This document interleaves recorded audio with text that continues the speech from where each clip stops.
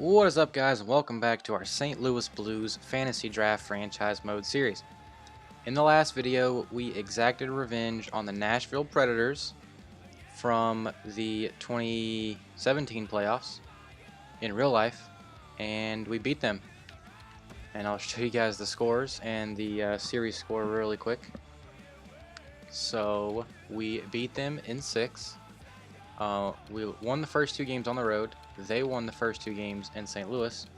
Then we won the next 2, 1 each in Nashville and St. Louis. And now we're facing the Anaheim Ducks in the conference finals. So we're halfway to returning to the Stanley Cup final, and we're halfway to winning the Stanley Cup and becoming repeating Stanley Cup champions.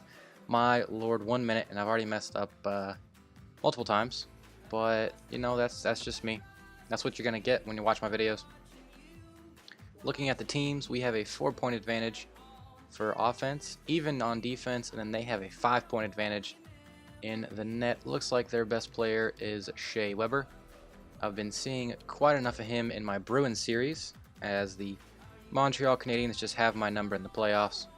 But let's not worry about that, because this is a completely different series with a completely different team. So once again, no line changes there from us, and no defensive pairing changes, although from the beginning of last series there are some changes, but nothing's different since the end of last series. So Provorov on the top line, Murray and Alzner on the second, and then Chychrun and Sanheim on the third.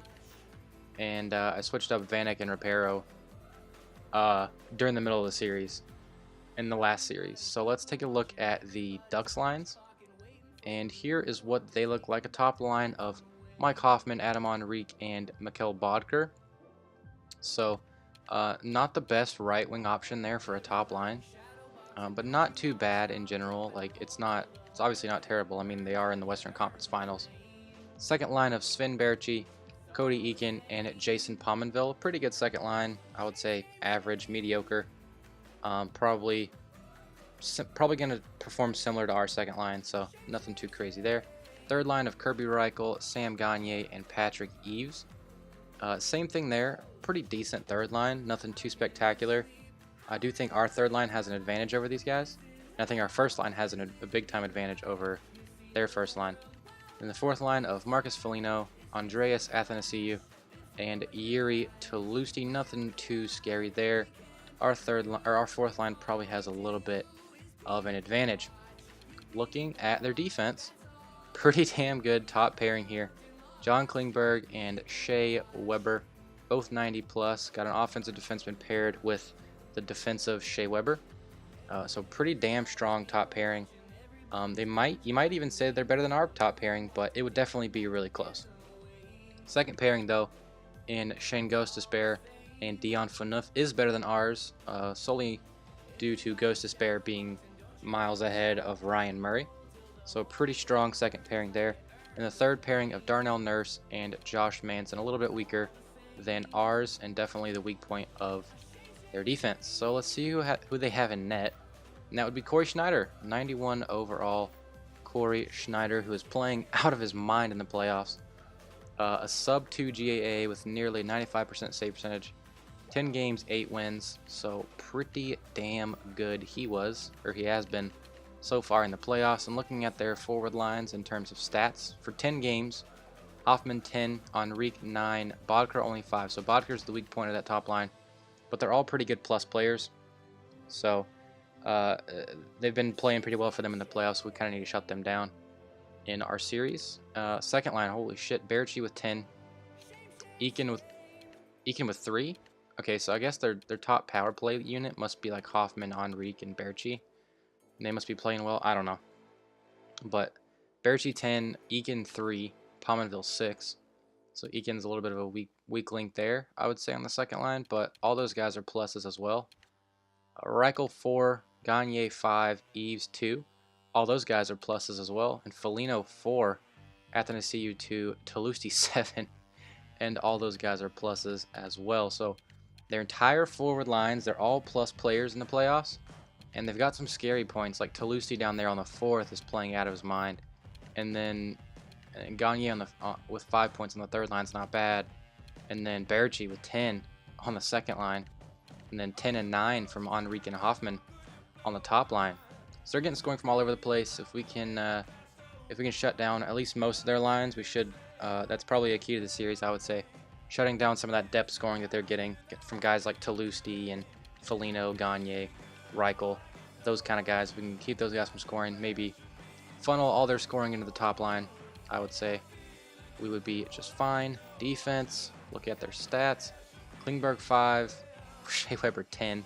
That makes sense, yeah. An offensive defenseman with 5 points, a defensive defenseman with 10. Okay, EA, sure. But Shea Weber really scary there. Ghost Despair 11. Fanuff 2, Nurse 1, Manson 2. Once again, all those guys are pluses, but their top pair there is insane. And then Ghost Despair as well.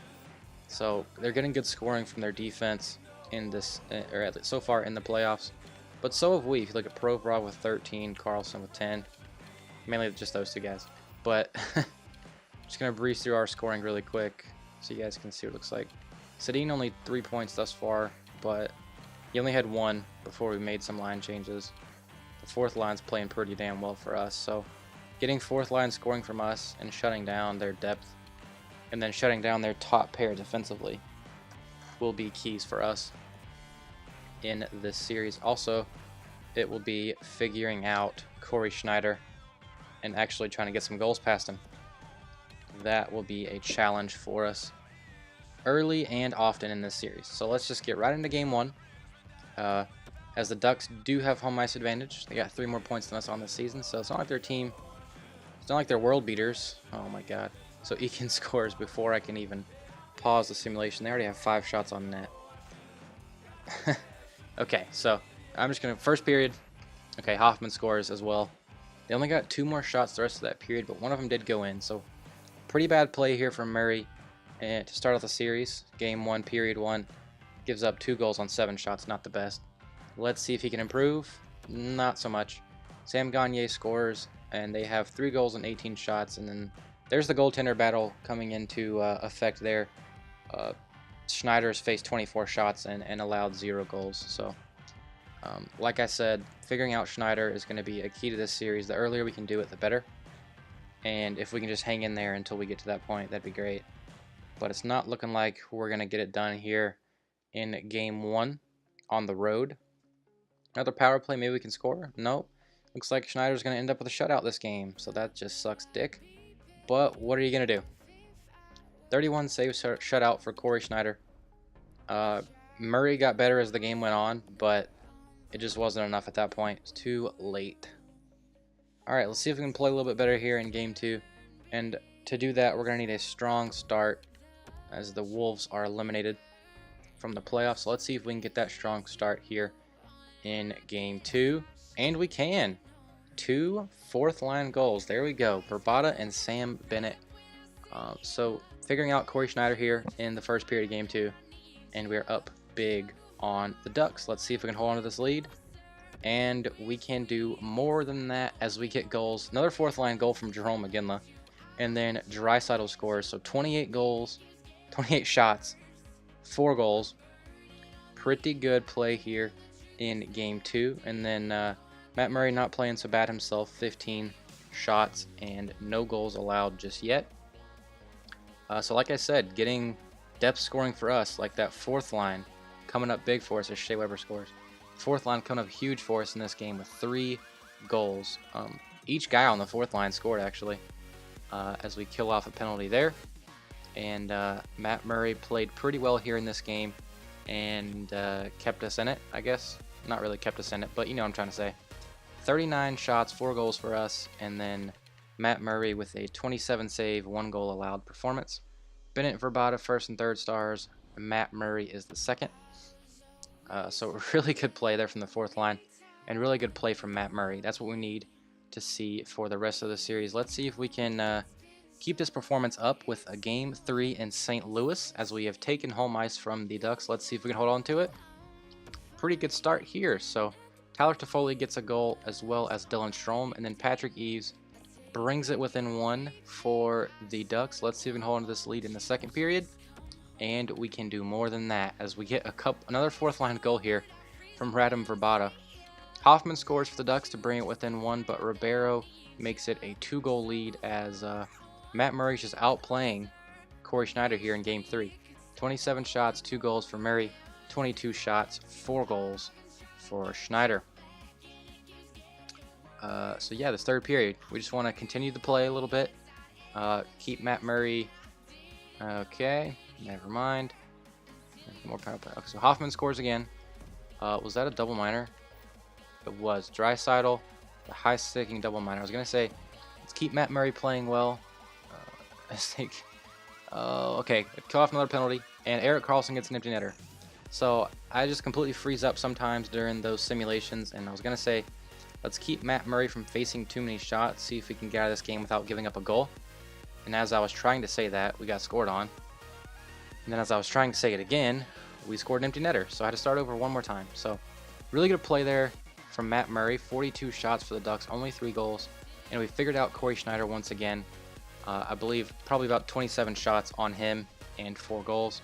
Erik Karlsson first star, Ribeiro and Toffoli pitching in a goal and an assist. All right, we're holding on to this home ice advantage that we've taken from the Ducks. Let's see if we can head back to Anaheim, forcing an elimination game in Game 5. And we're going to have to do that with a strong start here in the first period.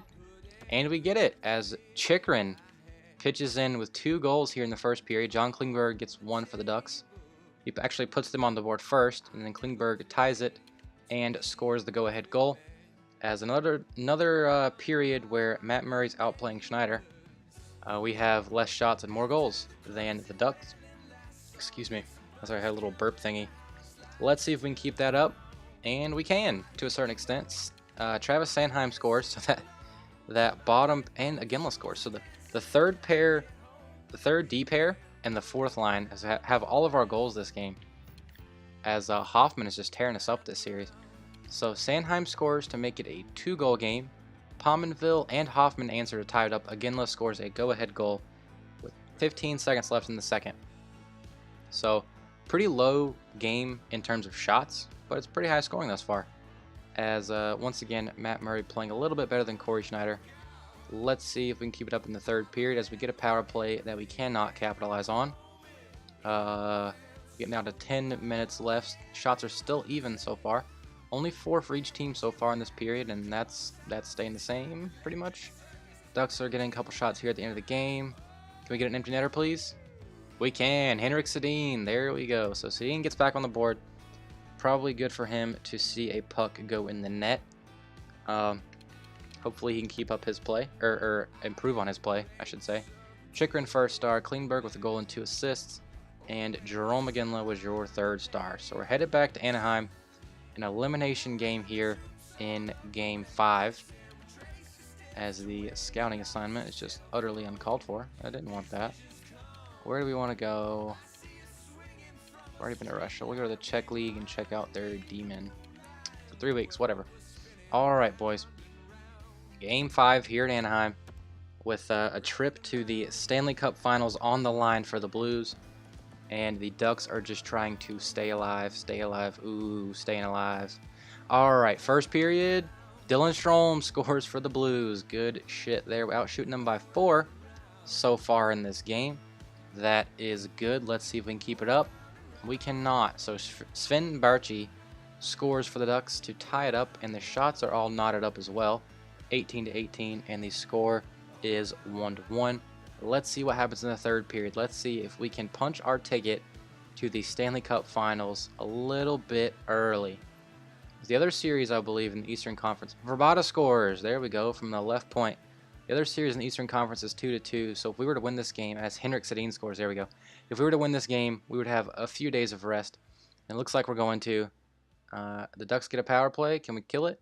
There we go. We can. And Philip Forsberg scores as well for the St. Louis Blues. A dominating performance, dominating series for the Blues. As Matt Murray played pretty damn well. And we solved Corey Schneider early. Well, not early because we couldn't figure him out the first game. But after that, every single game we dominated Corey Schneider. 31 or a 30 save, 1 goal allowed performance for Matt Murray. He's your first star. Rabada and Forsberg round out the 3 stars with a goal apiece. And a good quick series there for the Blues. Really good for us. Let's see who wins in the Eastern Conference. Let's see if it's going to be the Devils or if it's going to go to Game 7. And it's going to be the New Jersey Devils. So, looking at the Devils, they got about 10 more points than we did on the season. So that's kind of unfortunate, but what are you going to do about it? Nothing we can do now. All we can do is play for the Cup. Let's take a look at their team stats. I forget what division they're in. We'll just go to entire league. We'll find them there. The Devils ended up tied for second in the league in points. Due to tiebreaker, they were second. So a 274 goals for. Ours down there at the bottom is 309. I'm just going to be comparing the two. So they have a 274. We have 309. Goals against, though, they have 248. We have 283. So that's going to be a story of the series, is our offense versus their defense. Trying to figure out which one will prevail. Power play, theirs is 15, ours is 19, so we have a little bit of advantage there. Penalty kill, about the same. Theirs is almost 82, ours is 81. But we do have 7 shorthanded goals, so they're 1. Home ice play, they are a lot better than we were. And then on the road, about the same. It's about the same. But the last 10 headed into the playoffs, we were 9-1. They were 4-3-3. Let's look at the playoff tree to see how they have done so far. And they won the first round 4-3, and then the next 2 rounds 4-2 over the Jackets, 4-2 over the Panthers, I should say. So we've played 3 less games so far in this playoffs. So we should have a little bit of a rest advantage, I would say. And looking at our player stats is what it looks like right there. 5 guys pushing a point a game, and then 6 more guys with double digits. So we're getting scoring from everybody, just like we expected. It's sad to see Van Eck and Sedin down there, though, and then Anthony Mantha as our 3 worst forwards. Not really the guys I would pick out. Mantha being an 87 overall, and then Sedin and Van Eck being, like, historically good players, I guess I should say. I mean, looking at their stats over time, I mean, Van Eck being at least a 40-point scorer since 05-06 was at his rookie year. So every season he's been a 40-plus point scorer. This season he put up nearly 60. And then Henrik Sedin, obviously he's great. Put up 112 points in 2010. That's just ridiculous. Same thing for him, though. He hasn't had a sub 40-point season since 03. So you expect those guys to be a little bit better, but maybe they'll pick it up here as we contend for the Stanley Cup. The best plus is our 4th line and our top D pairing. And then the rest of the defense, that's weird. Foley, and then, yeah, you guys see the rest. I do not need to call everything out. And then Matt Murray, we saw really good play from him in that series. Only a 2.3 GAA and a 919 save, but those numbers were a lot better in the series we just played. So that'll be it for this video, boys. If you enjoyed it, leave a like and subscribe down below so you will be notified when the Stanley Cup, the repeat Stanley Cup attempt video goes up as we fight with the Devils to see who lifts Lord Stanley's Cup. And yeah, so like and subscribe, leave a comment down below, interact with our channel, go check out our Twitter, etc., etc. We enjoy and appreciate your support, and I'll see you guys next time.